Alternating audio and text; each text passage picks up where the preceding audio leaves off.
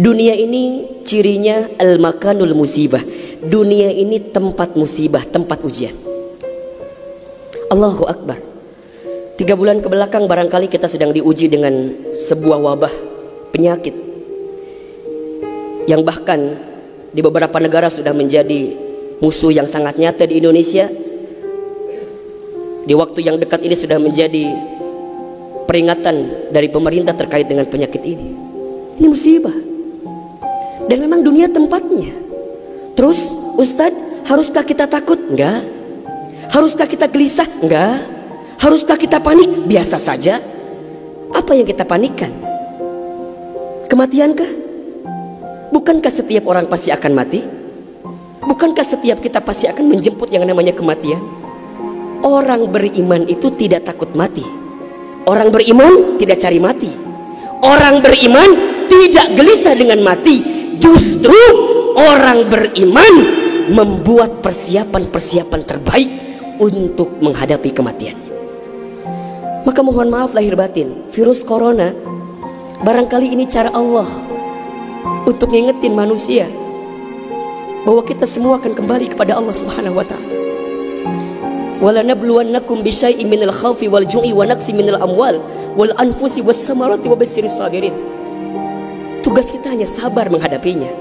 Bagaimana cara sabarnya? Tentu ikhtiar. Bagaimana Kemenkes memberikan peringatan kepada kita barangkali? Rajin cuci tangan di waktu yang sekarang dengan sabun. Yang sakit, yang batuk, yang pilek menggunakan masker. Kurangin bersentuhan dengan orang-orang yang sekiranya sedang punya penyakit. Itu kan ikhtiar dunia. Tapi ikhtiar akhiratnya jangan lupa. Apa itu? Alladzina idza asobathum musibah qalu inna lillahi wa inna ilaihi rajiun. Apa maknanya? Kembalikan sama Allah. Kullu da'in dawaun. Setiap penyakit ada obatnya.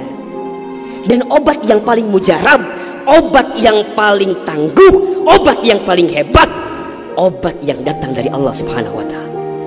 Zikir pagi dan petang. Bahkan barangkali mungkin hadirin sudah tahu doa khusus yang Nabi ajarkan berangkat dari hadis Abu Daud ketika kita mendapatkan virus penyakit yang berbahaya.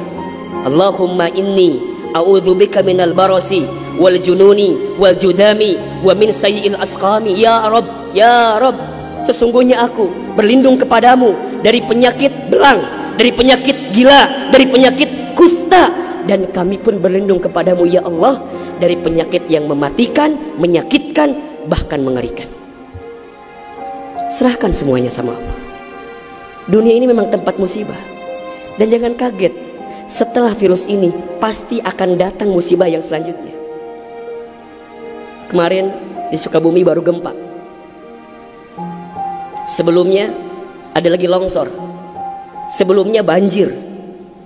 Memang tempatnya ujian, tempatnya musibah. Mohon maaf kalau kita hidup di dunia gak mau dikasih musibah, jangan hidup di dunia.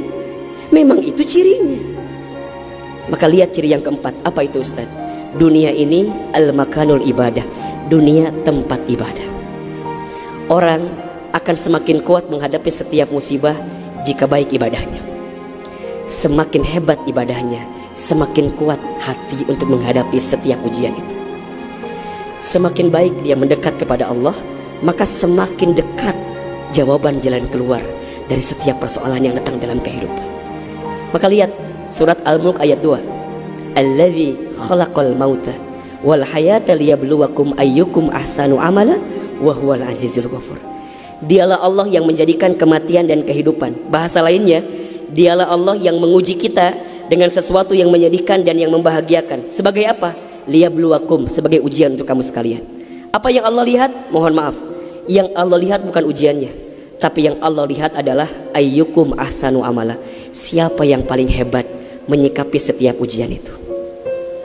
Kalau di antara kita di sini ada yang sedang ikutan tes seleksi kemudian gak lolos, jangan salahkan soalnya, karena yang salah bukan soal, pasti yang salah adalah jawabannya.